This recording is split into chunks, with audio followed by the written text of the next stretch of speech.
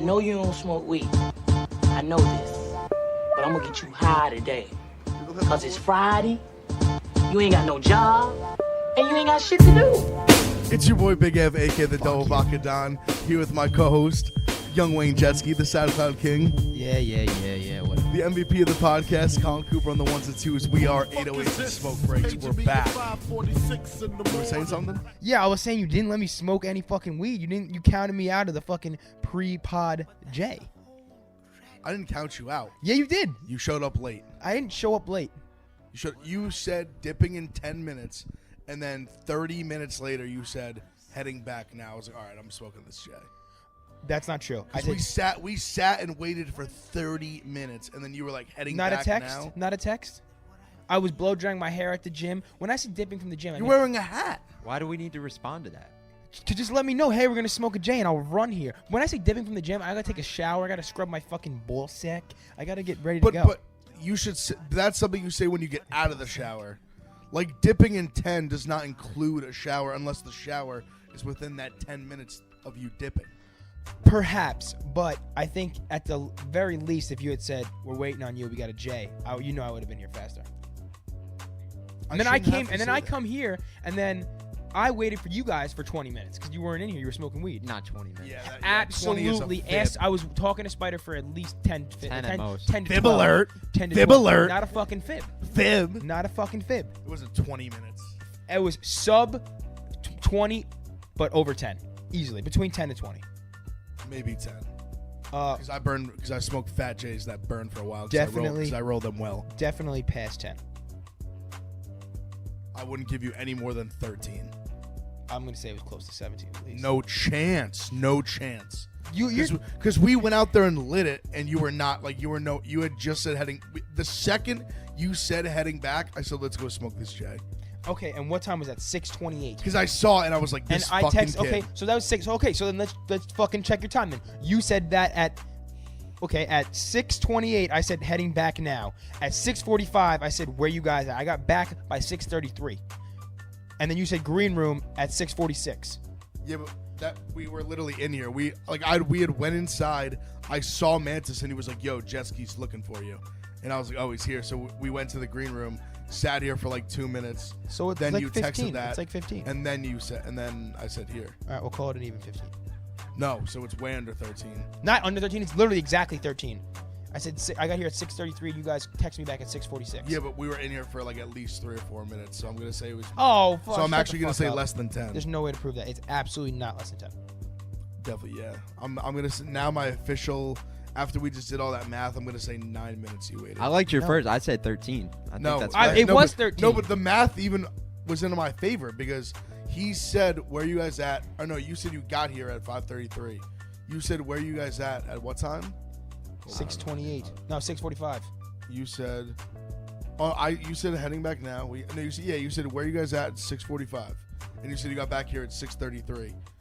So that's only 12 minutes. And when you said that, we were already inside. You didn't respond until I don't know that you didn't respond until 6:46. So I responded 1 minute later. Yes, and it's 13 minutes. Because we were the in here receipts hanging don't lie. out. We were in here hanging out. Okay, hanging out high, hanging out not with the third part of the fucking trifecta.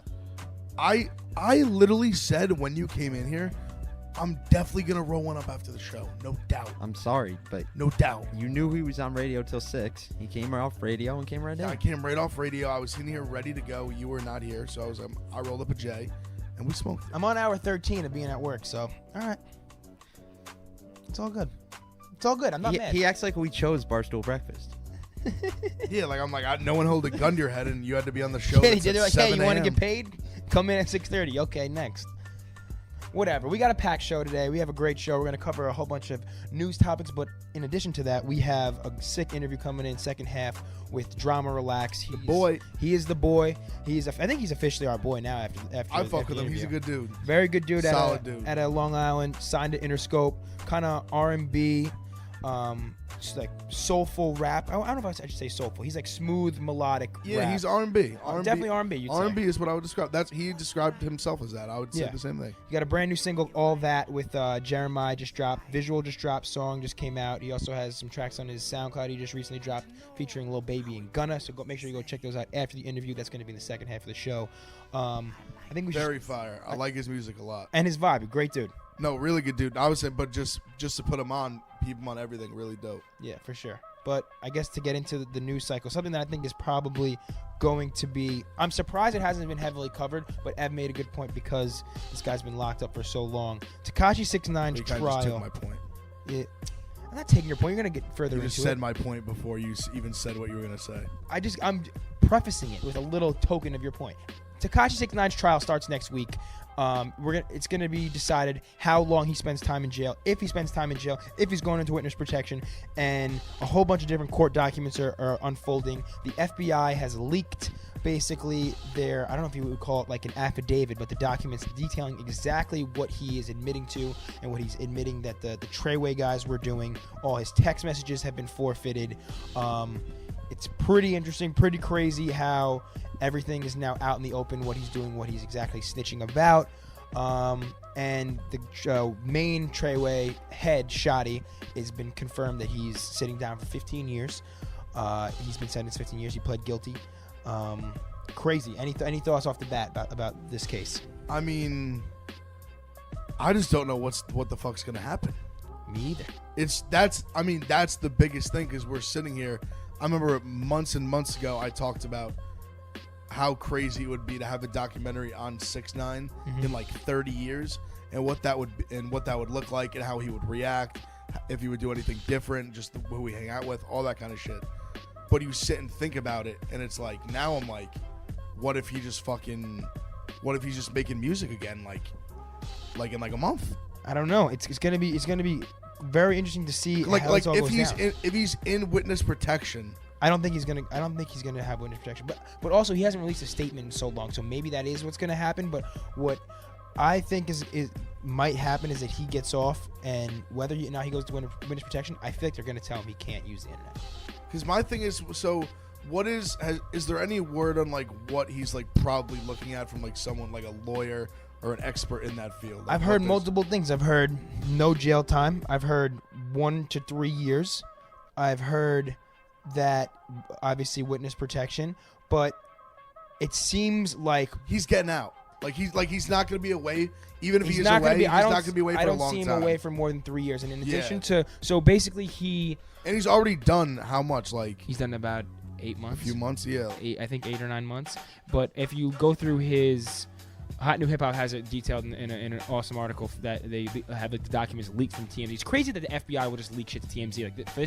Like in other high profile cases, I'm sure they wouldn't, but because this is like celebrity, or it's money like, talks, baby. It's money talks. It's almost like to deter other rappers from like committing basically to make an example out of like a rapper and say like you can't be in the public eye parading around talking all this gang stuff and not expect us to do everything we can to like destroy your public image. And the documents detailed exactly what he's admitting to, basically that his main role in the gang was to just provide money for the gang members in return for their protection, also to launder money. And the whole kidnapping scenario, he claims, happened because he stopped paying one of the members or stopped giving them as much of a stipend. So one of the gang members got jealous, kidnapped him, and everyone saw that proceed on Instagram and shit. But another interesting point, in addition to all the things he's admitting, is that he was... rumor came out a couple months ago that his baby mom was saying that he was physically abusive, like all throughout the relationship. He had potentially raped her, and a report came out that he's admitting to this in his plea, and he can't be charged with any domestic violence charges, like at all. They're not going to be used against him. In addition to his child like sexual misconduct case. So it seems like he's almost going to get exonerated for all past crimes, like even not involving the 9 Trey shit. So I really think that the feds are gonna throw him a fucking bone. I mean, that's what it's all pointing to right now. Yeah. Considering if like the main guys, like the big guys, like Shotty and these guys in the group are only getting 15, and like he didn't even snitch. Yeah. Like 6ix9ine's gonna be out in a few years, tops. Dude, he might not, like, who knows if he might get out on time served. Yeah. They might look at him and be like, you've already done 8 months. All like this, like if he was just, but I mean, are they, because I feel like it's so he said, she said, like, do they have real, I guess, proof of them being like almost calling them not a cartel, but like literally like a gang, an organized like, crime? like an organized crime, like group. So Shotty did an interview in jail that I watched. And basically the way he explained it was that any of the crime, obviously he's going to say this, but he said any of the crimes that he committed while around 6ix9ine that 6ix9ine had knowledge of were not 9 Trey related crimes. And he said, he's saying through the whole time of this interview, like, whatever, I'm going to sit down, I'm going to do my time. This is 9 Trey. We don't bend, we don't break. Like, this is Treyway shit. Like, anything me and my brothers do, like, right or wrong, it's right in, you're right in my eyes. So at the end of the day, we do our shit in the streets. We come home to our families. We make money. But he said anything that I was doing around Danny was to protect my artists. So there was an instance where a car was following them and like got out and said shit to 6ix9ine and them and kept pursuing them, and Shotty got out and shot the car. You've probably seen the video of him shooting in the street. So basically what, I mean, he's framing it to say that any like, crimes he committed was to protect 6ix9ine as his artist. But is he was he under any paperwork as like his security or anything like that on like legally? I think they were signed to some type of management Because if deal. he's saying like I was protecting my artist, like, Yeah. those key words, that was where the light bulb went on for me. I was like, I feel like if they had some sort of paperwork that he literally was like a contracted like security guard. I don't know if you need fucking like real. I would. You need training to be a security guard.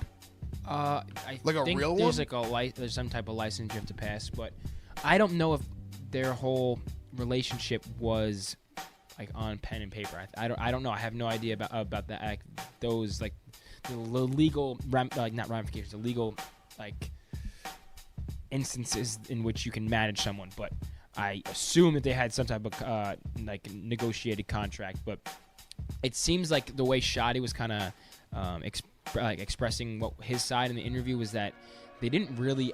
He thinks the feds did not really have enough on 9 Trey to actually like pursue a case. They were obviously following them for a while, but after the whole kidnapping thing happened with 6ix9ine, they just approached him and probably just like fed him some bullshit and like, we have enough to put you away for X amount of years and all this stuff, and like if you flip on them, like, you'll be good. So they basically, in my opinion, from what I'm gathering, it sounds like Shotty saying they finessed 6ix9ine into flopping I mean, in like Yeah. the interview with Shotty, that was like, it was pretty clear that's what he was getting at. Like, that's pretty much what he just said. Yeah. He just thought. But then again, 6ix9ine he's just obviously got, going to like, say that. He basically said 6ix9ine got first 48 finessed. Yeah, and He got thrown in a room and got scared and got fed a bunch of bullshit that this was going to happen. You're going to go away for life. All your boys are going to go away for life. And he got shook. Yeah. And then now, clearly, seeing where they're at right now, going into trial, like, he's going to be fine. That's what it's pointing to. Yes, from It's pointing to that he's going to do a few years tops. I think he'll be fine, like not fine, but get off very leniently legally. But then on the other side, like this like gang is fucking huge. It's one of the biggest blood sets on the Eastern Seaboard. His family's not even going to come to the trial. They're afraid to get shot. But that's what it really comes down to. Like, if he's going to go and if these are just going to come out of jail and just go out normal, yeah, and just make music again and do fucking funny ass shit on Instagram, or if he's gonna go and fucking witness protection.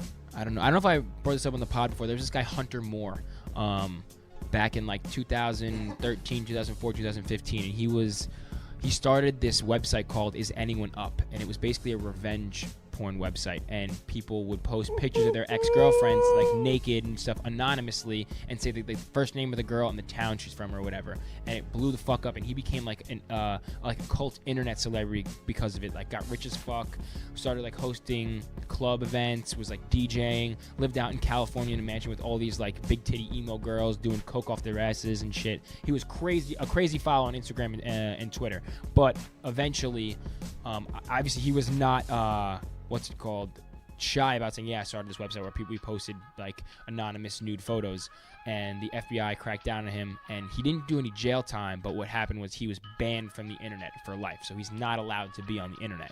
And because of a lot of you can follow Hunter Moore's account. It still exists, but he hasn't tweeted since 2015. He's just banned from straight the internet? banned from the internet. Like, legally, that was like his punishment from the court? Yeah, like you are banned from the internet. You cannot use the internet as a business or anything. Holy shit. Crazy, right? So I didn't feel even, how can you, like, how do they uphold that? I don't know. He might be able to use a VPN and like a fucking. Like, I feel like he could just be like, make a fake profile and have a bunch of Instas. But exactly, he could just get a phone. But like he couldn't be the public figure. Yeah, he can't have the clout and have the money off. But I'm saying he could consume it. I feel like he could get a burner and just consume. Like, I know a million people on Twitter. Like, I have friends who literally, like, they're not like burners, but they just don't tweet, but they just have Twitter basically just to consume the content on Twitter. Yeah. I don't know. Maybe he does that, but from what I know, he definitely can't have a profile that says Hunter Moore, and I really foresee the court doing this to 6ix9ine because he was such a public, brash figure saying all this, like, gang shit that that was, like, part of the reason they cracked down on him because he's publicly endorsing, like, gang violence. I could see that being, like, NBA YoungBoy can't use the internet right now. That's part of the stipulation of his probation. He's not allowed to be on the internet himself. He can't manage any of his social media. But can he have someone else like running kind of like an official? I'm gonna check his NBA YoungBoy right now. Account. I think it's probably run by his management. Well, that's what I'm saying. Like, would they just run it almost like running it kind of like it's a business? Yeah, he's like, so his shit is definitely not ran by him, and he hasn't posted since June 16th. And I think that news that he couldn't run his own IG or be on the internet came out probably this summer, like late June, early July. So I mean, he hasn't posted, he can't tweet, do anything like that, and he just goes crazy on YouTube, and his music has crazy numbers. But I mean, he's a street dude. I don't really think he probably cares that much if he can't be on IG. But this is something that I totally see could happen with 6ix9ine. Yeah, but I mean, this is how he makes money. Like, that money is gonna dry up quick as fuck if he can't use the internet. Saying 6ix9ine or NBA YoungBoy? 6ix9ine. Yeah, 6ix9ine because at the end of the day, 6ix9ine's music. Well, I mean, NBA YoungBoy, I imagine, will get it back. Yeah. I don't know, maybe 6ix9ine would too. But I mean, if that's the case, I mean, I feel like that's going to be a lock for him. I feel like 6ix9ine's got to start a podcast. I mean, yeah, obviously people would listen to it, but I don't think you'd be a particularly good listen after a period of time. Definitely wouldn't be advised to do that either. Yeah, no. But I think it would be fucking hilarious if he just brought in big name artists who called him a snitch and had crazy security and were just arguing with him the whole time. It would be so fun. Yeah, but people aren't gonna fuck with him because we sat down with Stupid Young. It'd be like a hip hop Mindhunters. Yeah, exactly. Remember we sat down with Stupid Young and he said we were like, what do you think about 6ix9ine? What do you think he's gonna do? Do you think he's gonna do time? And Stupid Young was like, dude, I don't fuck with that shit. Obviously, snitch and shit, I don't fuck with. He said, but I think he's gonna come out and make music.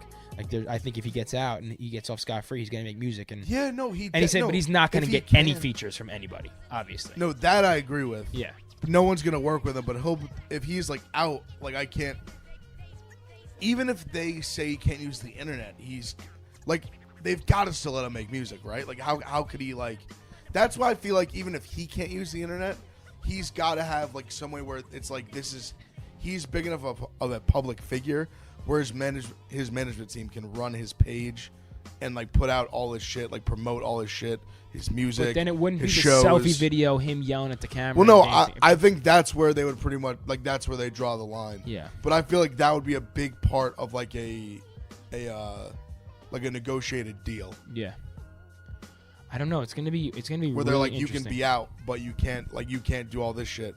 But I feel like just the way whatever law it is, I'm an idiot. I don't know history and dumb shit, but whatever law it is that, you can't stop. It's the clause that whatever law it is that Maurice Clarett tried to sue on to let him go in the NFL early. It's the law that you can't stop someone from making a living. Mm-hmm. That's probably a really familiar law that I should know off the top of my head, but I don't. I don't know it either. No. But I think it starts with a C. But that law, it's the law that states like I said, you can't stop someone from making a living. So I can't imagine even if he got out and all these stipulations, I feel like they'd have to still let him make music. It's literally his job. He makes millions of dollars doing it. How could you let him out of jail but be but you can't make music? Because the whole basis of his music and the content of it was I'm a fucking gang member. I'll kill you. But it's different than, for example, say a Jordan Belfort. who had all like the stock fraud, and you'd be like, yo, like you can't work on like the stock exchange anymore. Okay. That makes sense. Yes. It's not like he didn't like do that with music. Like he But did in a they way, might view like he that did as in a he way, can, he as did he it in a did. way, but it's like that's not like the actual content of his songs Didn't kill are not anybody. are not the reason he's in jail. Yeah. The actual content of what Jordan Belfort did on Wall Street was why he was in jail. Okay, I think that's a fair point. I agree with that. Like the words, the lyrics, the beats, all that, like that had nothing to do with him going to jail. He could have made all that same music and not been a dickhead out of the studio. If he gets into witness protection, are they going to announce it, or is it just going to be like 6ix9ine, like just never going to hear what the like hearings, like the final verdict is on him? They're going to maybe say he's going to jail, and then he's like I feel like if you're going into witness protection, the headline is not going to be 6ix9ine to enter witness protection. Like they're not going to let you know that he's doing that. They're going to like. The court would keep cameras out. Like if it's a televised or like a documented court case, it's gonna be very, very. I mean, you'll see the witness protection shit on like some TMZ type shit. Yeah, that'll be where you'll see like 6ix9ine's going to witness protection. Well, it'll be a good thing. It'll be a good thing to follow. I mean, it's I thought it was gonna be a bigger news, but like you said, I don't know. People may have gotten sick of this shit. Like you tried to steal my point before I got to say it. You know what's even bigger news? I'm gonna steal all yours. Sam Darnold and the Jets. It's true. I mean, yeah, it sucks for you guys. Well, but I mean, the Giants are awful. The secondary is so bad. Yeah, but you guys aren't awful in the sense of how we know we're gonna be awful. You guys had hope, and I don't know why you thought you did. Because we had a good-looking team, but man. it's the stuff that happens to us. Well, yeah, in the way it happens. Goddamn Jets. Yeah, sure, but that does not happen to any other team. Mets, Jets, Knicks. They're all fucked. Well, yeah. I mean, I'm a part of the Knicks culture. I mean, here's my thing on the Jets. I mean, no, I get why Jets fans were excited. My thing is, I feel like Jets fans were cashing their tickets on Darnold egregiously early. Like, I feel like everyone... like he has fucking mono. He's not playing. No, that's what my boys are saying, too. I'm like, dude, hear me out. Hear me out. Like... This is not his fault, obviously. He got mono. No, it is. It's whatever fucking hood rat bitch in NYC's been sucking face with his fault. It's his fault for having such a pussy immune system. Yeah, he needs to start eating like ants off. No, but I'm saying you guys were like so hyped going into the season. Yeah, we have the right. Because out of any rookie quarterback or any young quarterback, there's every analyst has in the NFL has been so high on him, saying like he's next up. He's like the heir apparent. He's the next one's gonna take the AFC East. He's gonna be the face of the. It's not even that. It was the way he looked in the last like 6 games. But he wasn't even like that great. Like he had the highest QBR in the NFL. He showed stuff where he was smart. Like he played shitty early in the season, got hurt, sat a couple weeks, and then when he came back from the injury, he had great games. I saw him play. I'm saying he played solid the end of the year. I get it. But I feel like Jets fans were like, you guys are sitting there like, we're going to like, I heard so many Jets fans, and I have so many friends that are Jets fans were like, we're going to go win 10 games. Like, we're looking playoffs this year. That was not a crazy take in the offseason. What are you talking about? No, even 8-8 like, wild card. They're not, they're not there yet. And we make one fucking extra point. You are not having that take at all. 100%. That is not a ridiculous thing to say at all. They dominated that game against the Bills into the last 2 minutes. Yes, they fucking did. Did you watch the fucking game? No, but we dominated. Mosley went out. They dominated you guys in yards, everything. Yeah. You had a pick 6. No, I do have to. No, that is the truth. I mean, no, you don't know. For the first 3 quarters, the Jets dominated that fucking game. No, on the scoreboard, until CJ Mosley left the game. On the score, but I'm saying the Bills outgained the shit out of them. They moved the ball way more. Well, the whole game, Darnold couldn't get anything off. There were so many bad balls. That's what I'm saying. Like Darnold looked bad. No, Darnold didn't look bad. Our O-line was atrocious. But Darnold, he had no time though. He had no time. You guys lost to the Bills at home. Like the Bills are not a bad team. Like, no, I don't it's a terrible loss. I don't think they're awful. They have a good defense. But I just think coming into this season, Jets fans were like so high on him, and my thing is just pump the brakes. Like I'm not saying he's. I agree. I was kind of pissed the whole media was doing this shit. I don't think Sam Darnold's gonna be a terrible quarterback, but I genuinely just don't think he's gonna ever be like a top like I don't think he's ever gonna be like a top 5 guy in the league. I disagree. I might even say like 10. He maybe could end up in that like that type of range. I don't think he's ever going to be like a truly elite NFL quarterback. I mean, until I see it happen. I don't think with that's the like a Jets, hot 'cause I take never to have. say. I I just completely think- understand. It's obviously not a hot take to say. It's easy. That's the easy take. The hot take to say is that he will be elite. It's a lot easier to say that he won't. I just feel like so many people were point. saying that like just because he had a few good games the end of last season. I didn't think he'd be elite. I think he showed signs that he could play up to that potential. Like, that's why I was hyped. And then we signed and it's beyond that. We signed Le'Veon. Darnold had a good connection with like Enunwa, which unfortunately went down, and Robbie Anderson. Shout out Enunwa. And we got Enunwa's Jamison Crowder, who like in that game saved our ass. He was the only Crowder's other a baller. Yeah. So like we had good pickups, and then bringing in Joe Douglas, like it felt like a whole, even the new uniforms, even if you don't like them, it was like a whole new culture change. It just was something to be excited about. And this last week just shit on it. Sunday bro. was like, for the first 3 quarters until like 2 minutes left in the third quarter, I was having hyped. so much fun. I mean, he was devastating. Even though the offense couldn't put anything up, and they were just up basically because of the defense, I was so hyped. I bet on the fucking Jets. Yeah, it you was know how tough. crushing that was? It was tough. Yeah, it probably hurt. They're That- up a -2.5. They're up 16-0. They lose. It was almost as bad as last They year. lose. I go 0-5. I went 0-5 in the NFL. I'm 0-8 in my last NFL picks. 0-8. The worst. 0-8. The worst part of all that was like I was just getting over Sunday. Like Sunday was so disappointing. Like Wednesday was coming around, and like after like yesterday hit, I was like, all right, it's not that big of a deal. It's one fucking game, whatever. We're gonna come into this Browns game. It's gonna be Monday Night Football at the fucking Meadowlands at MetLife. We are gonna light it the fuck up. This is the real deal. We're gonna enter like actual NFL prominence, and then. We hear the Newman news. I don't know if I heard the Newman news yesterday, it right? was yesterday. Yesterday afternoon, and then this morning I'm like, fuck, like Q. I've met Quincy, like he's a good dude. I was doing the electric slide You were with doing him the at electric Willie's slide house. with I was him at literally right Willie's? next to him doing the electric slide. And then Me I and wake Quincy. up, and we obviously heard yesterday Sam was sitting because he was sick. I was like, all right, probably has a cold, whatever. And then they say he has fucking mono. I couldn't believe it. Mono? You're an NFL Like, player. It's like it's so funny the way when shit like this happens, because I swear to God, That's the most Jet thing I've ever heard of in my entire life. You could have put the most creative motherfuckers in just a Hollywood in a studio room for weeks, and I don't think one of them would have been like, you know Write that what? down on paper. Let's give Sam Darnold mono, and that's why he'll miss a month. How Fucking- long do you think he's gonna miss? They say he's not coming back to week 6. No, dude. He's gonna miss no a way, month no for way. Dude, mono. you know how like we got- devastating mono is to you? month One, for it mono. enlarges I've your had spleen, it, but like and he's- it fucks up you. He's already lost 5 No, pounds. you got to out of a realize week. that he'll probably miss the Patriots game, and then we have a bye. He'll definitely be back for the Eagles and Cowboys game. All right, but 100%. he's probably gonna lose like. If he 15 doesn't, pounds. he's a pussy.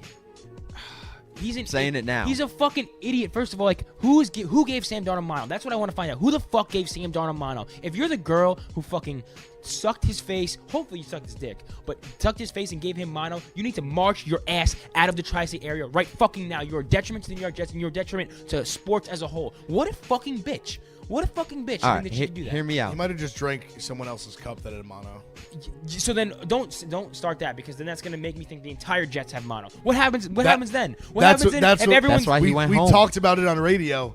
Imagine the whole Jets team just gets mono, I will. and they basically have to sign like an AAF roster to like play for like a month. Of the Could you season. imagine a 30 for 30 on that? The What if whole I team told gets you mono? the entire New York 2019 I'll New York jump off the Jets fire got escape. mono? I will jump off the. I promise you now. I will jump off the fucking fire escape from the second floor. So I'll break both my legs. I'm not gonna kill Would myself. you break your fan? Would you jump from the New York Jets if their entire team Fuck got no, mono? dude. The Jets no, are not but like my, it just, worth it just my come life. the fuck on. Like we Yeah, finally it's had a ridiculous. glimmer of hope. It was like a culture change, like Colin was saying, and like this is the. I could never have expected this to happen in 2 weeks. No. Like I'm so out. Like I'm so like fuck this. How does this have to happen? How do I have to keep getting my heart fucking ripped out? Sam Darnold, go out with a fucking full body condom next time. Cover your face. Cover everything. Don't fucking go out. Just don't even- fucking don't stay even in go the out. Sit in the your house in QB a room. bubble. Stay in the QB room all day, Yeah. all fucking day. Bubble boy. Don't. You and don't Adam think- Gase too. He can fucking stay in there with you too. You want to get into some new music? We'll listen to some songs or some shit. Yeah, let's do it. One song I really want to talk about. I think this artist might be making a comeback. Me and Ev were kind of vibing to it before. Young M.A. had the big record Ooh about 2 years ago. Kind of went away, was an XXL freshman, and she has this record Big that I am fucking addicted to right now. I cannot stop listening to it. The visual is crazy. She's talking her fucking shit. I think Young M.A. might be making a resurgence. This could be like what puts her back into like the spotlight as a seriously considered hot artist in New York or in the mainstream music scene in general. I mean, she's always hit the bars. I was saying before when we talked about this song, I just love the like the freestyle she used to do. Like, she just raps her ass off. Yeah. And she could just spit bars for days and days. She has sick ass punchlines. And she caught it. And she caught a couple bangers. I I don't think this is like, maybe I'm wrong. I think this might be like a song that makes on the radio type thing. I'm telling you, listen to it 3 more times, and you're gonna be addicted to it. All right. I like the song. I was just sitting there trying to play it in my head as like, do I see this being like a massive like hit? And I was like, I don't know. I think it could be. I think it could do really good numbers. I just like maybe like it like I could see it. No, like I said, I could see it be on the radio, which essentially is a hit. I guess you could say. Nowadays, I don't know how high up on the charts. It's not going to be like ooh, but I think this song's going to bring her back to prominence. The punchlines are crazy. The whole Hellcat sound like Mufasa when I started up that line's nutty. Like, I really like her punchlines and delivery, but smoking blunts like fucking like a baby leg. Smoking blunts like baby legs. That was my favorite line. Wouldn't you agree though? Young M.A. kind of, I'm not going to say fell off. She kind of disappeared for a little bit.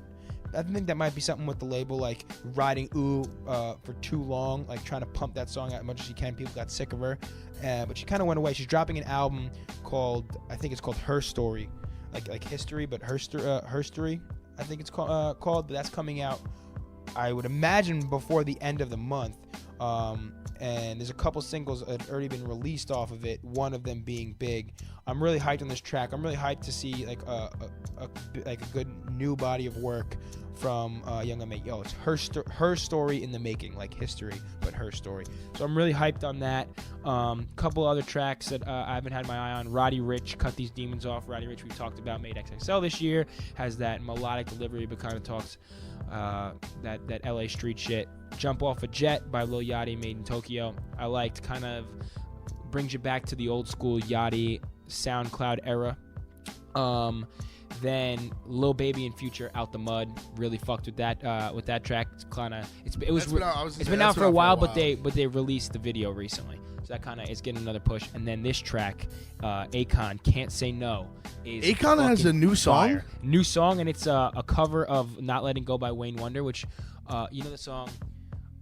Wayne Wonder would have been a sick rapper. I know you wanna see me together, but it don't matter, no, cause I got you. It's like a flip of that. So song's fucking fire. That brings back like it's middle like a school. love ballad. It's like it's a middle school shit. It's really good.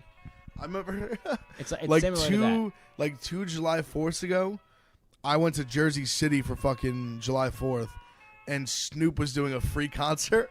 And he brought out Akon. Really? And it was the funniest shit because, like, earlier that day, we were in the car, like, driving down there. And I was saying how Soul Survivor might be, like, one of my favorite songs of all time. And Akon's just such a legend. Akon and Young Jeezy, trying to take it easy. Only way to go. You already know. He said, let's get it. Yo, that song is shit. Yo, it's one of my favorite songs of all time. And the cover of the album, Jeezy just isn't he sitting there in like is it a library with piles of money or something like that? I don't know. The visual is crazy. That song is so fire. That's a fucking throwback and a half.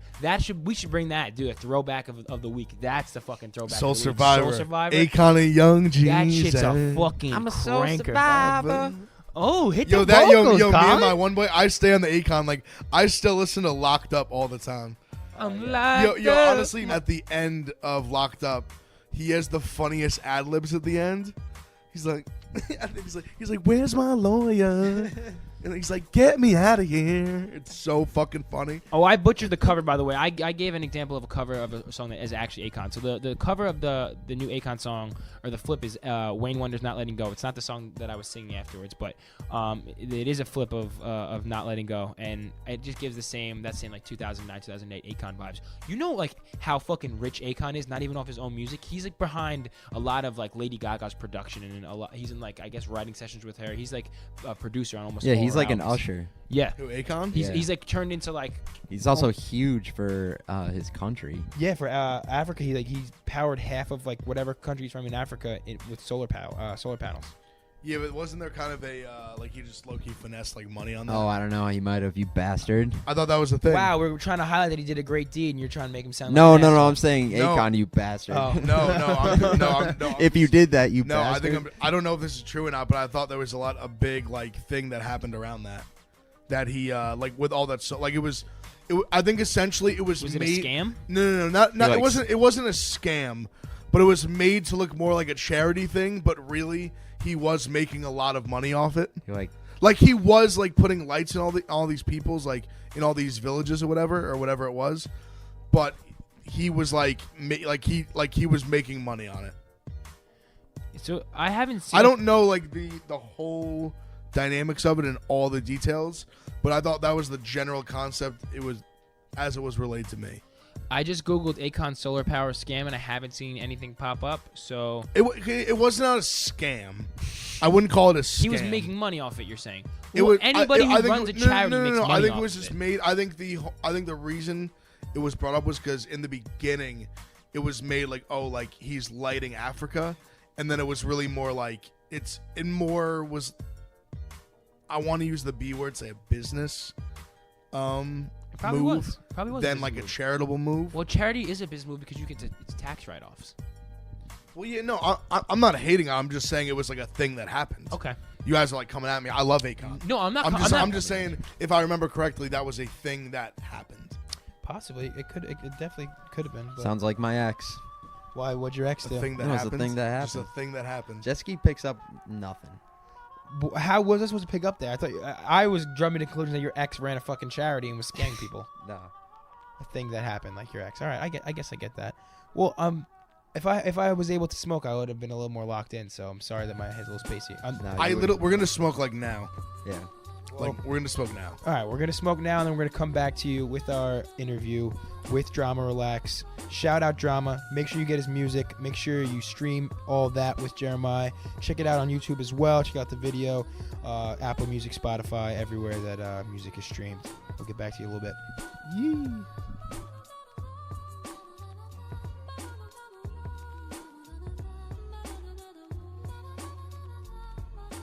All right, welcome on into 808s and Smoke Breaks. I am Wayne Jetski with my esteemed co-host, Double Vodka Don. Yeah. We're joined with a special guest, a Long Island young legend in his own right, Drama Relax. Thank you for joining us, my man. Hey, honored to be here, man. We're happy to have you in. You're pushing a big single right now with Jeremiah. Video just dropped like almost a week ago, so we got that booming All that, right now. right? All that, yeah, video out now, single out now, so we're excited about that. It's at like 100K already on YouTube. Yeah, well, it's all. Here's something that I want to actually address right off the jump because when I do these interviews, a lot of people ask me about these. So like the main thing, and this is just like a quick little thing before we get into it. Yeah. So playlisting is like the number one thing in like the music world right now. Of Playlisting, so the key is to get on all platforms musically is to get into playlisting, Spotify, Apple Music, You know? same shit. and that's just something about having a label. Since I'm on a label, to get those access to playlisting. So like playlisting is what I owe a lot of my views to. Yeah, but don't like take that as a detraction from No, the it's quality of the music. yeah, Shit's no. fire. Quality's great. Jeremiah has been supportive of it. I shot the video out in LA with Jeremiah. He was a great guy. The music video went like 8 hours. He stayed the whole time, and it was just like a party on the set. So it was a great time. So yeah, no, listen, we're very happy about this thing. Yeah. So I want to say the song's fire. What was the like how did it like come together in terms of like just getting like you and Jeremiah together? Like was it a label thing or like? yeah, I mean, it was definitely a label thing.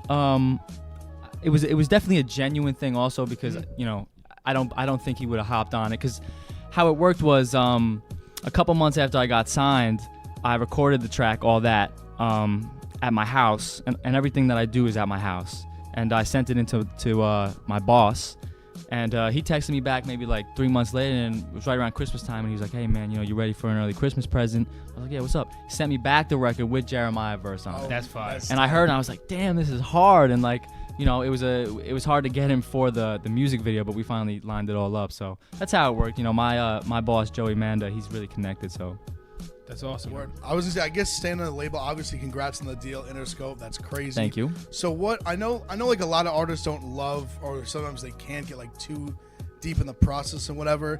I just want to ask if you could open what it was like just going through, even maybe just how you were feeling, just being like, oh, like a huge label like this, taking an interest in me. Like, what was that process like? Like the labels, signing the deal, all that. Like, how did that all like come about? Because like, you've turned down deals, right, before? Yeah, I was offered a Universal publishing deal. I've turned down publishing deals before, not record deals. A record deal is a whole different story.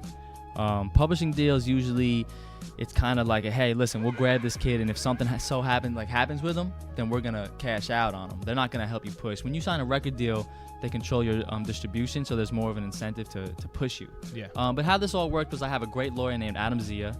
He's French Montana's lawyer and Rich the Kid's lawyer, and I met him at that Universal pub deal meeting, and he introduced me to Joey out in.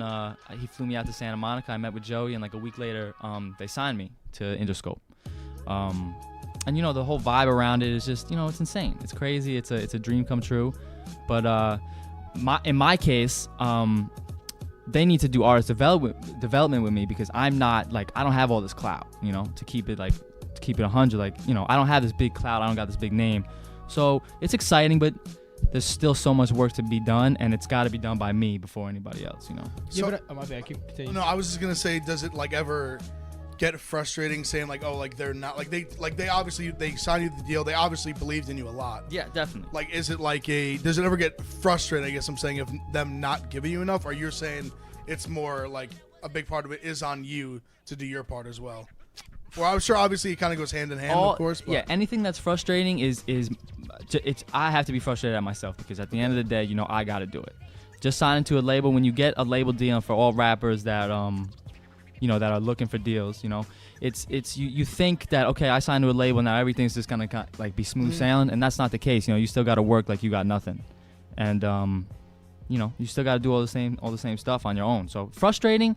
Yeah, it's frustrating, but just with anything. It has nothing to do with towards the label or anybody. I want to have a lot of success, so I have frustration with myself. But no, I mean, listen, they give me a lot of support, and they put a big bag behind me, and it's all. I have no complaints. So. I think you're in a good spot though, because I feel like you're saying like, oh, I don't have clout. Like you don't have it's not like you have some like 100 followers. Like you have a presence online, but I think it's better for you to start off with the music is what is like driving numbers and is what's of higher quality than your social media following. Of course. Because you find so many people or so many rappers get signed these days in like this fucking meme era off one viral moment, and boom, they get posted on academics and their numbers go up to like 700,000 followers on Instagram in a day, and they get thrown a deal.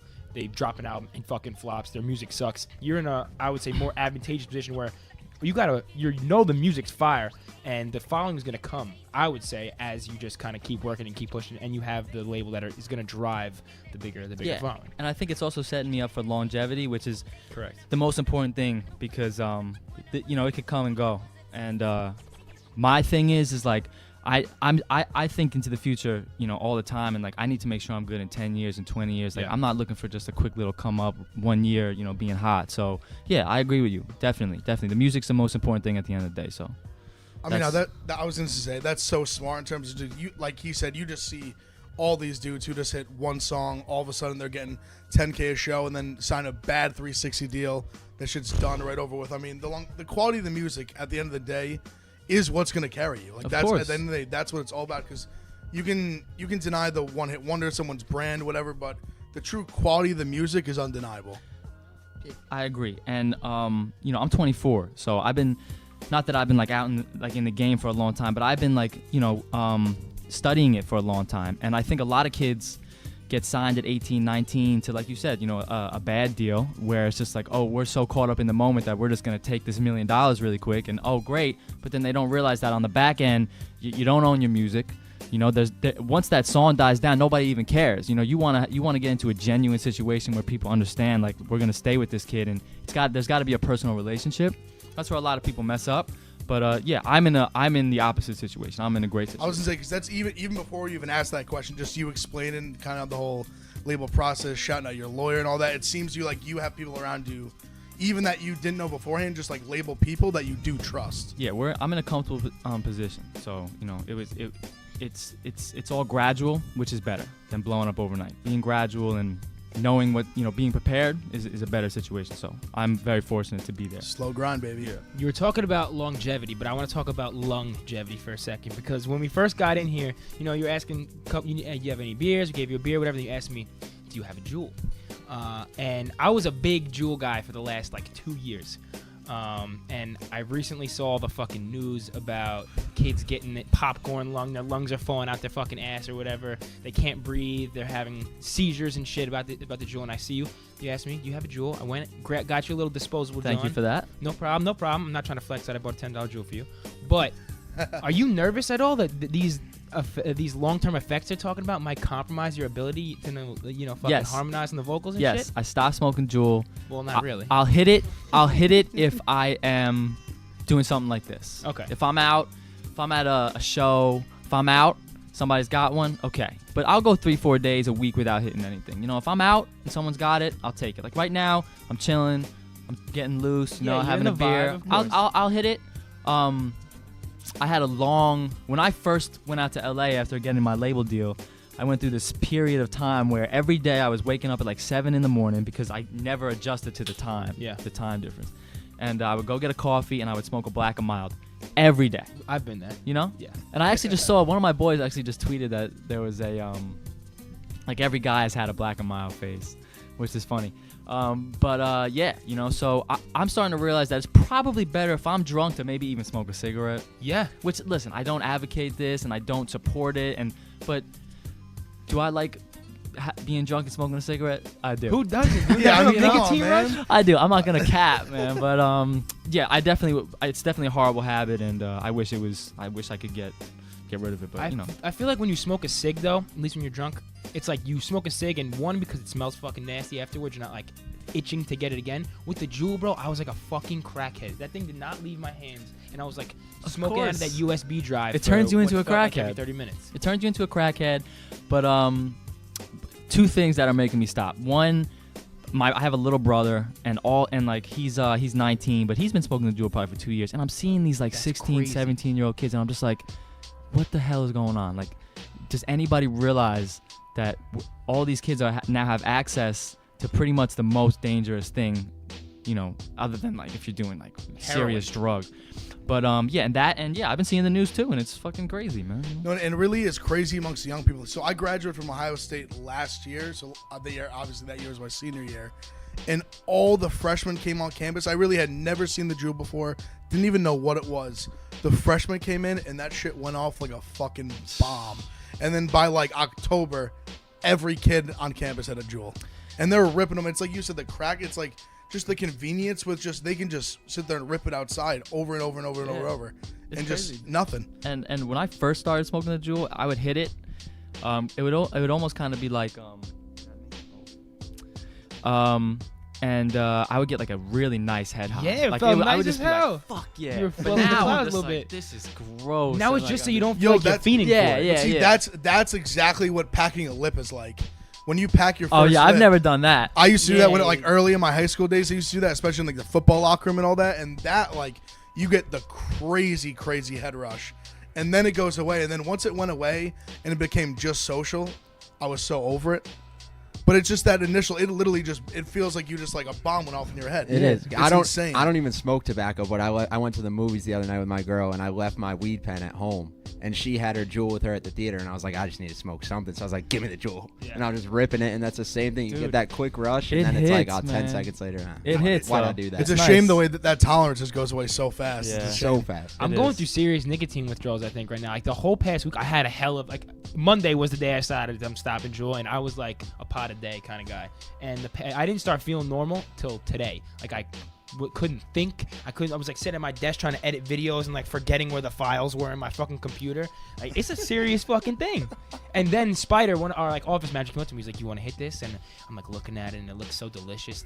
He's a cracked, like, full pod. He's getting the crackly first hit. I was like, no, bro, walk away from me. So I appreciate you saying that you're going to kind of stray away from it, and at least you realize that the You long have term's to. not great. You have to, man. You have to. If you're smart, you gotta start putting that thing down. Well, I guess what I was gonna say, I know I offered you the weed pen before we started recording. You said you didn't smoke. Have you like never smoked, or was one of those things you just did it, didn't like it? I used to smoke a lot of weed, probably from like the ages of 15 to like 22. Mm-hmm. I would say I smoked every day, and it was I think the most exciting part of smoking weed for me was just getting with my friends like on like a Friday, Saturday night, because I just didn't care. Like I didn't care to go out really or anything. And I was making music and everything, so I would stay home and we would all hang out and smoke weed. And that was like it was a vibe, and weed was just a part of that moment. Yeah, no doubt. Now that moment doesn't exist anymore because people are all doing their own things, and like they would all go out and I would stay home and make music, and you know, luckily it worked out in my favor. Yeah. But I stopped smoking weed because I had a weed brownie once. And Just fucked you up. Just change your life. It put me in a place where I was like, I can never be high again. And that's it. Were you seeing shit, or just like you basically? I threw up. I got really sick. I was really nervous. I went. Questioning every life decision. Yeah, I went to my mom and I was like, Mom, listen, you got to take me to the hospital right now because I'm gonna die. You're like that guy in one of those like calls, like he's with like ate like 6 edibles. He's like 911. I was like 911 right now. I would have called an ambulance if my mom wasn't around, but she was able to realize, hey, you're just high. Yeah. So like let's just chill out, and I was okay. But after that, I haven't smoked since, and that's probably been like 2 years. I might hit it, you know. If like I went to another situation. This is a good story. I was down in Miami last summer, so up until this point I didn't smoke. I was down in Miami with my boy Smurf, who Smurf sounds like he smokes weed. He smokes. Oh, yeah. You know what? Or I don't does think mushrooms. I don't think he That smokes blue weed. dream. He might. I don't know. But he came up off of being a DJ for Rick Ross. Damn. And Gotta be smoking weed. Yo, yeah, hell so yeah. Probably rolling them shits too. he's probably up to something. So he flew me down because I went to meet with this guy named Zoe Dolls. He's a rapper out of Miami. Yep. Oh, yeah. He's a Zoe. big dog down there. And I had a meeting with him. And after the meeting that night, I went to Smurf brought me to Tory Lanez' house because they're boys. So I went into Tory Lanez' house, and before you know it, I'm in this room with Tory Lanez. I'm just in his bedroom. It's like this. It's just me, Tory Lanez, Smurf, and like 2 other guys. And Smurf's like, yo, this kid makes music. So now we're playing my music, and I'm sitting here, and Tory's just like bumping to it, Feeling your shit? feeling it. Damn. Oh, you gotta try. I have a song with him. I was gonna bring that up. Yeah, I have a song with him. So he there's no correlation to that. But he passed me the blunt, and I'm like, listen, obviously I have to do this. Yes. you Yeah. know? And Tori's smoking some strong stuff. Yeah. So I'm That sitting there, rapper weed. and I had a serious panic. Like I had to leave. I had to leave Tori's house. Did And I you was like just fake a call like, damn, my mom's got No, I told in a him. car accident or some shit? I was like, So I do not want to put that negative energy Yeah, down. no, My man, bad, come my bad, on, my bad, my guy. bad, my bad. no.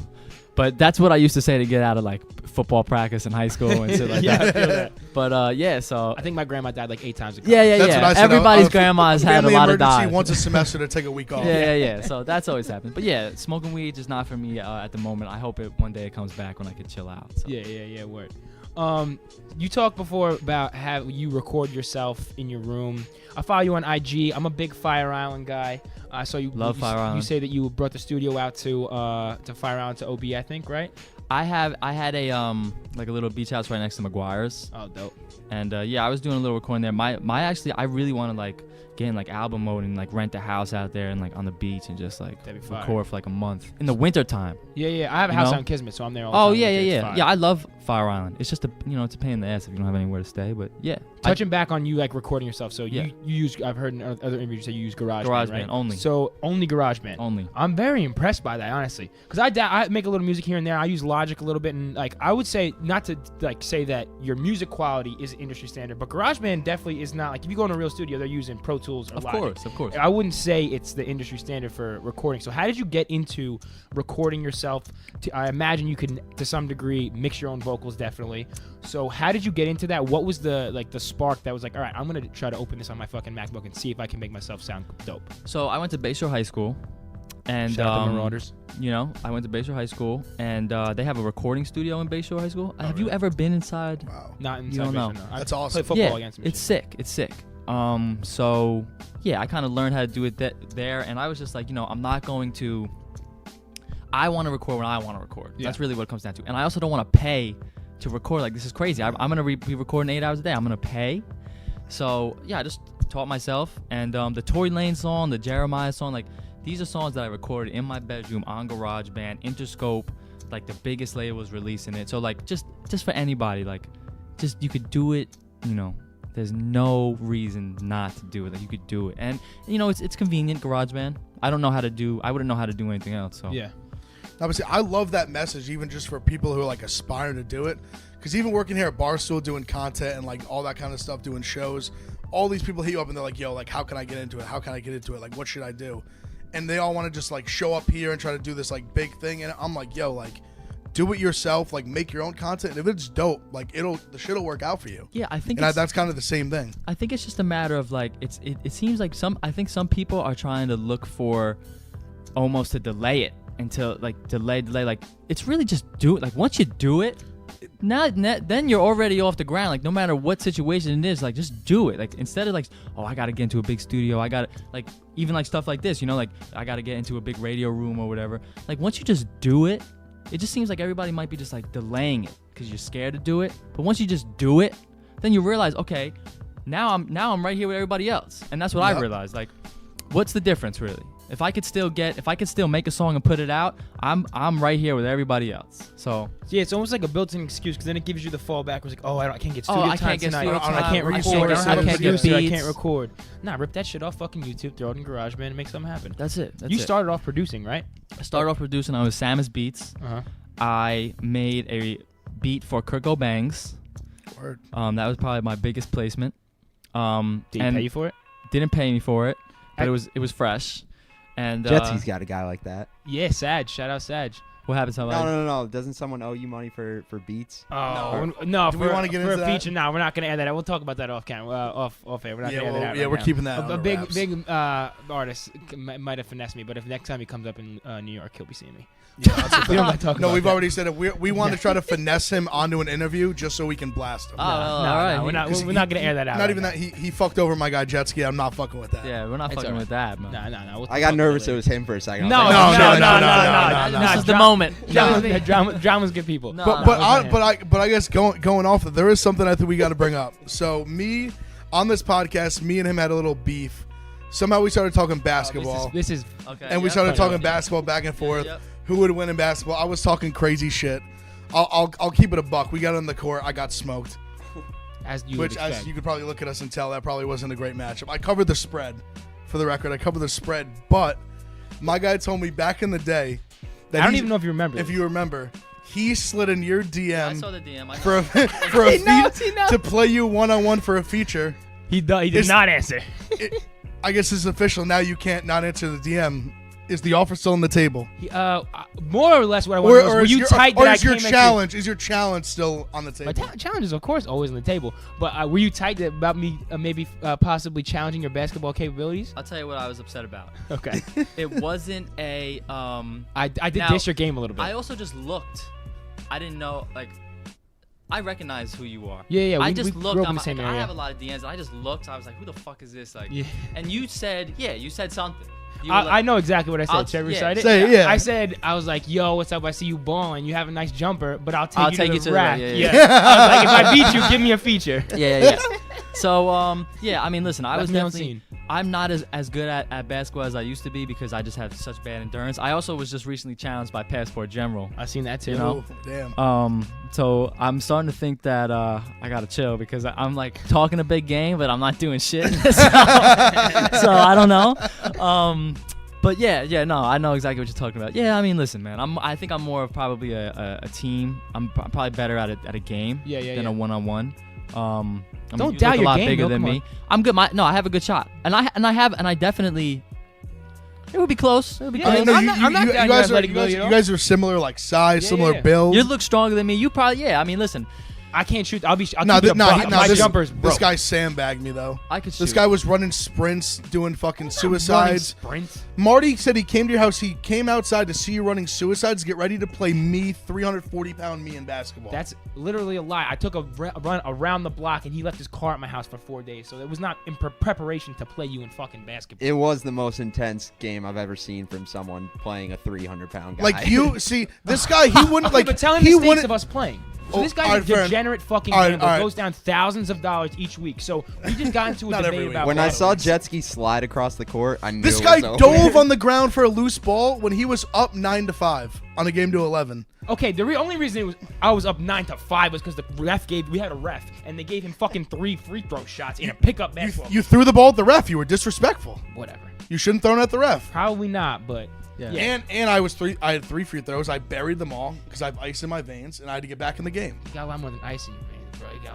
Well, yeah. Now, for the record, if I lost, literally nothing happened. If he won, he would have to give me like $750. Yeah. To pay off his game. So it was in a tough spot. I'll give him that. Yeah, if we're basing it off of that, I don't know if I'm ready for it. I don't know if I'm ready for the.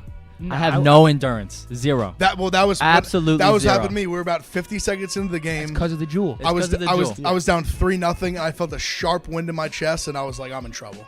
I was like, this is gonna be bad. You did hit one reverse layup though. So No, I made no. That was what happened. I got down 3-0. I felt that sharp pain, and I was like, But what was the final score? 11-5. I mean, that's not. 11-2. 11-5. Free throws. I made my free throw. Like I can't. People who were taking bets on it. I would have missed my free throws. I mean, free throw. I buried all 3 of them. I can't dictate. If the ref puts me on the line, what am I gonna just not make him? I made him. Yeah, whatever, dude. I'm not mad about you hitting your free throws. I'm mad that you got free throws, but whatever. Let's get back to the man. All right. On another note. I love that. Another note. One thing I saw, so I started following this guy actually like way back, and I haven't stayed I've like stayed in touch with the movement. You went on tour with Mike Stud. Yes, I did. He gets wild. What was that like? Yeah. So I did the last 8 shows of Mike Stud's tour, the final Mike Stud tour, because now he's like Mike. He's not Mike Stud anymore. Now So he's not done Really? making music. No, he's not anything. done. Nah, yeah. Here's That's why he made a podcast. I don't know if he was just getting into that instead. I don't know.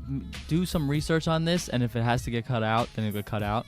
But I'll tell you, his plan is like to just be Mike, and he's like affiliated with Post Malone at this point. Now, I think he's gonna drop some music with Post Malone, and that's gonna be his thing, because they got the same manager. Yep. Producer too. Yeah, they all kind of like in the same circle, which is surprising because Post Malone is so out of here, and he still seems to really fuck with Mike Stud, which is They've been kind of. Because I follow Mike Stud and Post Malone too. They're like always together. I know. Big white dudes. What's Bud. is it Louis Bell is the producer's name? Yeah. I know he's a very good friend of both of them and produces for Yeah, both of them. I think that was the initial like. They're all signed to this thing called Electric Field or something like that, and it's like Post Malone, Mike Stud, Louis Bell, a lot of the producers, and they got a whole operation going. But Get back to tour. My fault. Mike Stud, his music. I mean, people might be like, oh yeah, college frat. I mean, he's actually pretty nice. Like, he's got some hits. No, he's got some slappers. So yeah. So he's fire. When I was a senior in high school, this was like 2012. He was putting I probably followed him. He probably had like 5,000 followers. He was putting out more of that like punchline rapper music, all like that kind like college rap. But now he's really developed like a genuine like sound.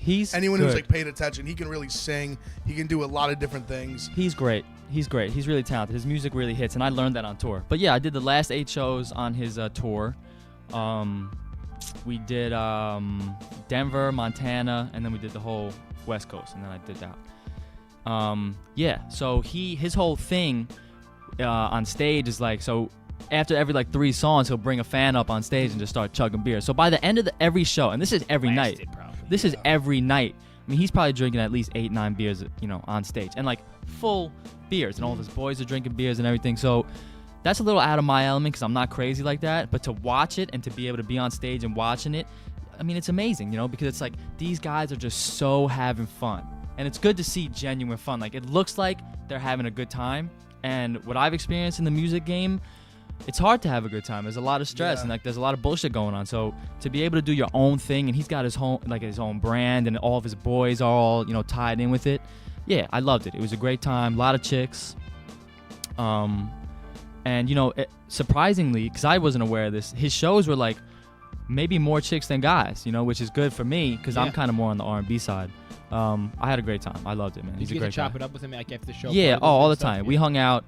A lot of the nights, my boys that I was on tour with would go out and hang out with Mike Stud, and I would just, like, sometimes I had a girl, not too much, because I kind of just was like, all right, I'm just going to go to bed because it's a business trip for you. Yeah, I mean, everybody else is just having fun, getting fucked up. I got to do this tomorrow. I can't feel like shit. So I would just go home, go to bed, but he was very welcoming to us and very nice and a lot of advice, and yeah, he was great. I had a great time. So I guess I was going to say, so you mentioned the girl, so what was, he had like an actual show on TV where they like basically documented like I heard going about on this. Tour. Yeah, and it was like insane, like the stuff they do. They're having guys come on stage chug half bottles of Ciroc. Yeah, they're having like 1 million girls in the tour bus after. Like, were you like on the same bus as him? I wasn't on that full. I had my own bus. He at the time was with that girl, Yeah, Josie Josie Canseco. Daughter, right? Yeah. Gorgeous, Jose Canseco's gorgeous. daughter. Very beautiful girl. So I don't know what was going on with that. And I don't know. I didn't go on the bus. I just kind of was just like, again, it's just not really my thing. Like, it's cool, but I can't go out to 4 or 5 in the morning and just be drinking all night and just whatever we got going on. I just can't do it. So I didn't really experience it. But a lot of girls, flashing them and taking the bras off and throwing the bras on the stage and all that type of stuff. Now, the tour I went after that, I went on a tour with this guy named Somo. He's an R&B guy. He's pure R&B guy, right? Only girls in the crowd. That's it. And that was much more of a like, okay, this guy could really get some chicks. Yeah. Like if you want to talk about that whole energy. But with Mike Stud, I just liked him so much because he was just a really nice guy. And it's hard to come across nowadays in this industry. So you recently performed at Paramount out in Huntington with Lil TJ Yes. out in Long Island. What is the difference you got? Maybe there wasn't a difference, but the difference you got in, I guess, crowd love or the on-stage energy when you're performing, in your hometown in Long Island as opposed to on the road. Was it any difference, or did you feel like this was kind of like your Jordan coming into the Bulls moment? Yeah, you want to think that. But that's not the case because it's not like it's any different from me performing in Montana. I mean, when I performed in Montana and it was lit, man, like the best time I've ever had in my life doing a show. I mean, everybody's going crazy. It was cool. It was a cool little accolade for me. Yeah. And I opened. I didn't headline, so it is what it is. It's work. It's like a little bit like I did it on my own. It wasn't anything with the label. But to do a rap show, it's always a great time, because people are ready to turn up. And I got some turn up joints that I could come out to. I like taking a little break from the singing and all that stuff. But maybe the joints with Lil Baby and Gunny. Thank you. Really fire. Yeah, like really those. He's Thank a you. huge Baby guy. He was hyped on. Yeah, I was super hyped. I was like, yo, these both sound sick. Yeah, those are hitting. So, it was cool, but it's in the large scheme of things. I love Long Island. I rep Long Island forever. But it's no different than Montana, than Kentucky. As far as audience-wise. As far as just like a crowd fucking with me, it's no different. I mean, because I'm just not like, I'm not coming out, oh my God, it's John Burlesque, he's a hometown hero. Like, it's not like that yet. Yeah. So, but it was cool. I appreciate that you rap Long Island because me and Ev kind of have like an ongoing beef. It started with the quality of weed, but we still kind of just call each other out. He's from, I won't say upstate New York. You're from fucking upstate. I grew up from New York City, 45 minutes north of New York City. I grew up in Orange County. It's upstate. Okay. What do you consider that? I mean, of course he does. north. He's from Upstate. Long Island. Of course he does. I went to Delhi. Oh, did you really? Oh, so you really know. Like, I went to Delhi for a semester. Like, you weren't that high up. No. Delhi's like, I live like, do you know Woodbury Commons? I'm trying to think of like certain things that people would know. No, I don't know anything really. Literally just like 45 minutes north. I could drive from my house to Yankee Stadium in like 50 minutes. Oh, okay. That's why I break his balls, because I'm like, I probably get to the city faster than you. That's because Long Island only has roads that run laterally. Yeah. That's not my fault. I'm not saying it's We your got fault. I'm highways. just saying you're upstate. Yeah. But I appreciate. So what's the you putting debate? up Long Island. Well, the first debate was. No. Well, it started because my whole thing is with Long Island. It's not all people. I think Long Island people like to toot their nose up at people like me, who grew up like the same distance from the city, but just north. And there's this arrogance to it, and I'm just not having it. I can't. I will not stand for it, especially from because this I said side. we have better weed on. Well, that's not true, and that's not even what it started with. But then you just pinched the nerve when you said that, because anytime we have weed, my weed is way better. That's a fact. Because you don't like Fronto. Well, I don't like Fronto, and I don't like Reggie either. Yo, I don't fucking smoke Reggie. I've seen the shit you bring. Okay, whatever. Yeah. Regardless, it kind of picked up again when the whole Bagel Ball situation happened. Yes, You're from Bayshore. I'm from Bayshore, Isom area. That's you our know hometown my Bagel boys, Balls. right? Yeah. Audacity? Yeah, Okay. of course. Shout out So Mike. they kind of we interviewed them. Shout out Audacity. Yeah. You interviewed them when? Interview Ben like I want to say That was probably like 2 months ago, maybe. June. Month Is and it a- out? month and a half. Yeah, it's out. Really? Yeah, we interviewed him. It was great. We had who was I know you know him better than me. The guy, he was your manager at one point, right? Yeah. Mike, He's my boy. Mike. No, he's my Oh, boy. Mike, Yeah. yes. Yeah, he's my boy. Yeah, Mike. Yeah, shout out to them. Yeah, so they covered that. They covered that Bagel Boss. They were and the first people on it. Yeah, they were booming. Oh from yeah, that. I watched the whole interview. That was great because they had him literally like right after. Yeah, and they were trying to manage him too. I know Ben told me that guy was sleeping at Ben's house. What? Have you ever been to Ben's house? No. He was sleeping at Ben's house for like a couple nights.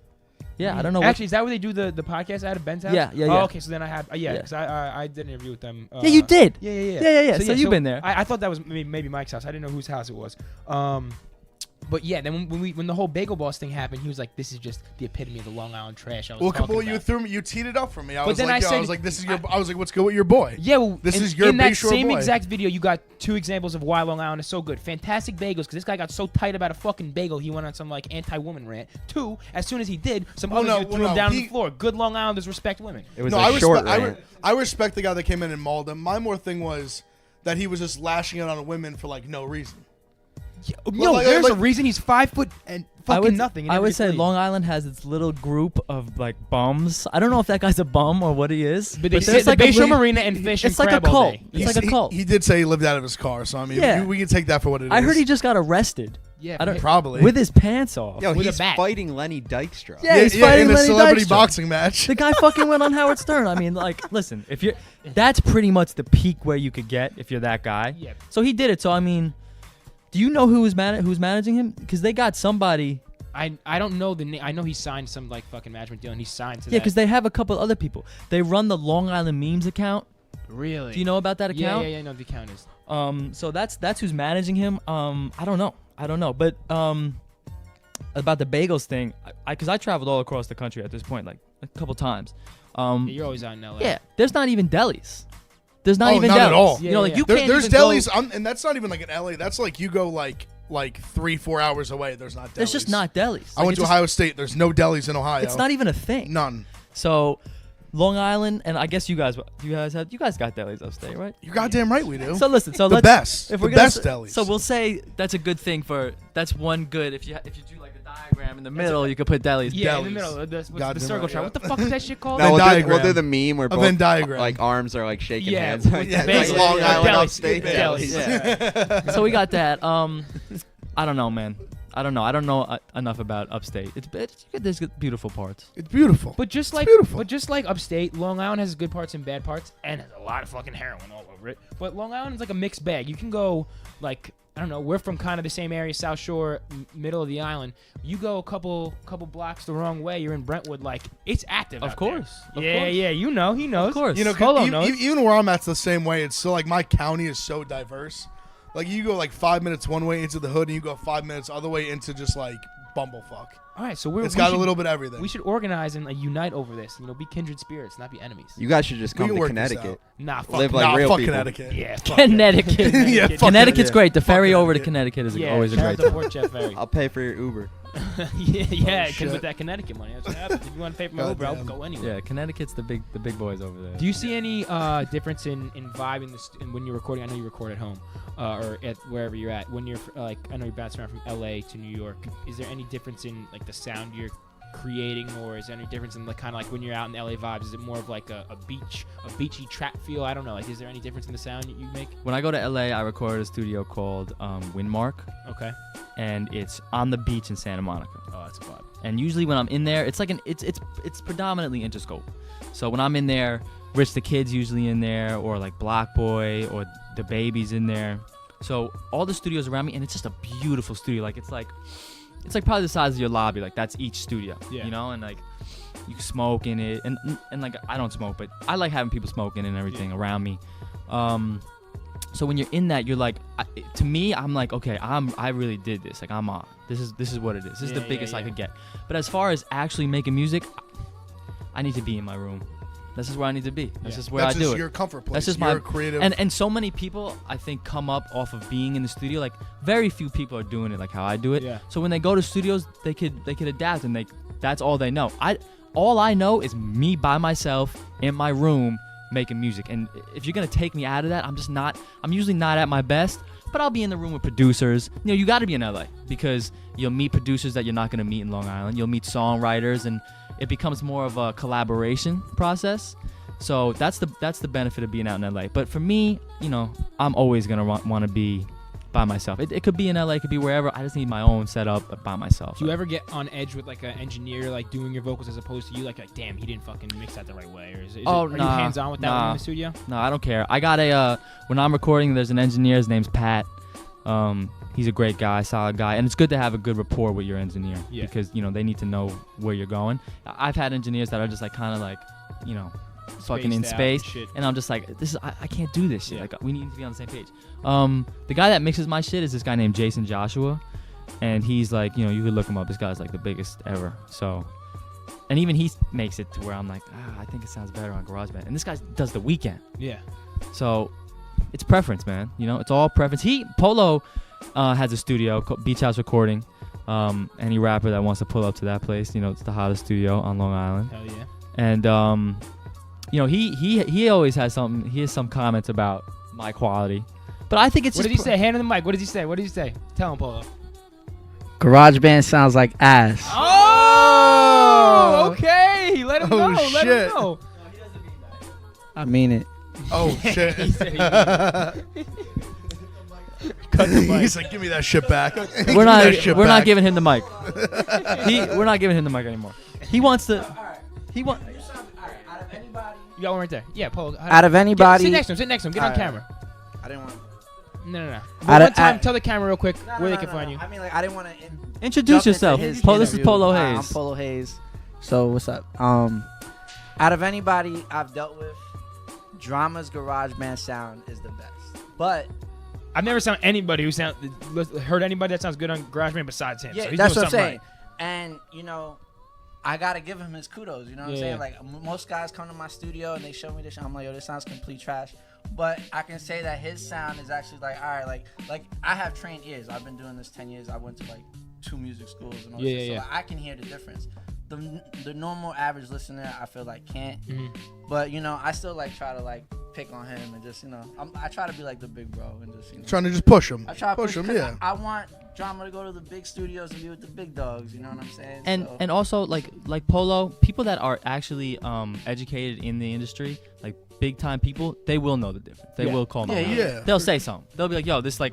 But to the average person, just in their car riding around, hey, this is great. You could have recorded on $1 million mic. Who knows? I think especially also because your shit started popping. Obviously, you're now on Apple Music, Spotify. Your shit started popping originally. Like, the first song I ever heard of you, I don't think it was Splashing. It might have been one of the songs after that. But then I looked at your SoundCloud and saw the numbers you're doing. I was like, holy shit. And on SoundCloud, I feel like not that it's a lower quality platform, but when like SoundCloud blew up, you had the guys like X and Ski Mask down in Florida. But they weren't like they were recording on like Snowball mic, so you could like get away with recording on not the best shit and it would still blow up.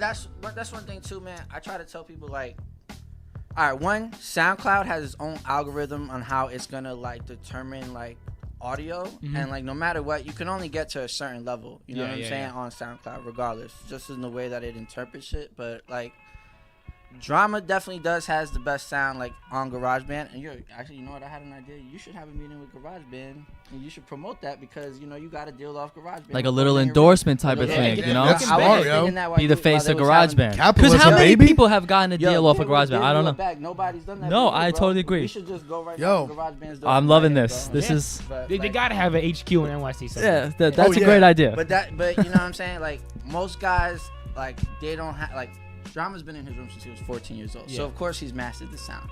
Most guys are not doing that. You know what I'm saying? Drama is like, oh, my friends are gonna go hang out. I'm gonna stay in my room and get my sound right.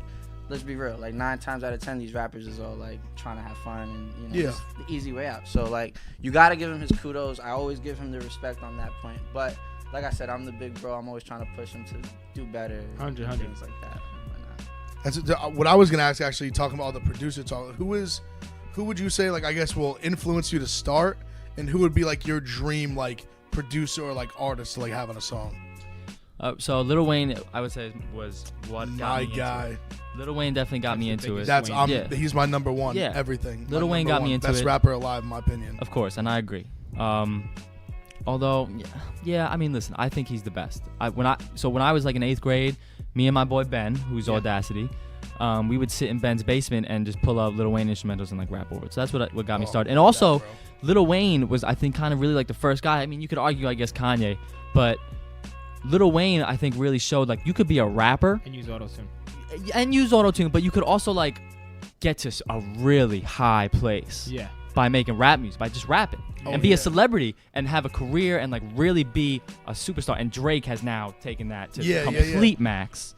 But yeah, so once it clicked in my head that, okay, this is a career that you could actually be the man in, and it could be like financially really high success, that's kind of what pushed me. But yeah, no, I agree. Lil Wayne's definitely the best. So you say would that be your dream feature? Like if you got No. anyone? No, I would say, I mean, listen, dream feature. Well, I get it. How about maybe what if I threw in like a 2009 Lil Wayne feature? Would that change it? I just think that I don't know if I would. Compliment his I would sound? love to do that, but 2008 Lil Wayne, like that, it pains me to even think about it because that was just so. It was just so good. I've said this for years. I think this is my argument for him as a rapper in terms of like all time. I think his peak was higher than anyone's peak we've like ever seen. Maybe like Drake now, you could say. Oh, Drake's but I just think that like that period of maybe like 06, 05 to like 2011, 12, it just seemed like he was everyone's favorite rapper. Do you agree with this? Everyone. Oh yeah, 100%, man. Yeah. Girls too. It just was like I remember being like getting home from school and trying to go on Dat Piff and being like the first one Same. to hear just a feature he dropped. Same. Like, and you're younger than me. How old are you? No, I'm 24. Oh, you're the same. Oh, so yeah, we were on the same shit. Hot new hip hop, like, and it was all the time, like new song, It was Lil literally Wayne. just like I couldn't wait to get home from school because he had a feature, and I didn't care. You might not have ever heard of anyone who was on the song, but featuring Lil Wayne, I got to hear his verse because you knew he was dropping a heater on it every time. Totally every agree. single time. Wayne changed the game in the sense where like his punchlines were like super creative, just like, or sometimes super simple to the point that you're like, why didn't I think of this? Yeah, It's Yo, such a and you're like, wow. So like, simple, they're complex. It's so almost. simple, but it was complex and genius. You're just like, wow, like this guy just blew me away. And like, yeah, Lil Wayne's definitely like up there, you know. I agree. So I guess who You would? still need to answer. Who's your? Yeah, I guess who would be the person Like, that like, you gotta pick a feature right now. Who do you want? and a producer too. I'll say both. Okay, producer. So my producers that I would want to be working with right now are like Boy Wonder, which is Drake's Okay, guy. word, I like word. this guy Hitmaker. He's. Mhm. I just want producers is whatever. Like I work with whoever, but as far as making a record, I mean, it's hard to say anybody other than Drake because Drake will propel you to such a high Word. level. Okay. I did a record with Jeremiah. I think that was a great record. It was just a you great guys really compliment good. record. No, you guys sounded. You really did So I sound think great it's more, together. it would be for more real. based off of that, you know.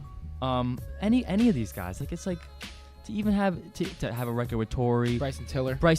Yep, you guys would be good with Bryson that too, Tiller, yeah, like I that like that R&B kind of swag vibe. I would say is where I fit.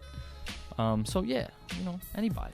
All right, that's a good answer. Well, anybody, man. This is a fucking dope ass interview. We covered a lot of topics. May have Yeah. quelled the Long Island upstate beef. We're coming together a little. Oh wait. Now that I got the mic, all right. First off, anything over Rochester is upstate.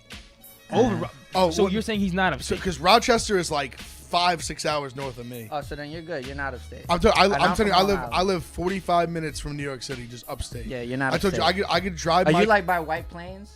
like sort of like kind of opposite, like not opposite, a little more up.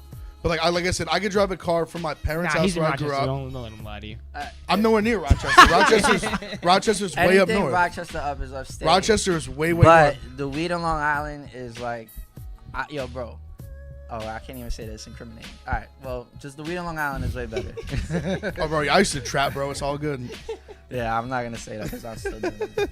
Yeah, there we go. But honestly, just before we finish, I did have one last question I want to ask. I was a huge Entourage fan.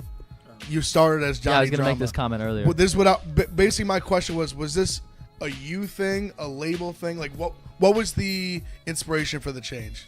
So I'll say a couple things about this. I got the name Johnny Drama. My name's Johnny. This guy named Tito. You know, like anybody named Tito? You know Dylan Cruz? Sounds familiar. So this guy named Tito used to always call me Johnny Drama. That's how I got the name. Never even heard of Entourage at this point. Mm-hmm. Have you watched at least now? So Great show, great character. yeah. So all my friends would be like, "Yo, you gotta watch Entourage," and I would just be like, "Ah, fuck that, whatever."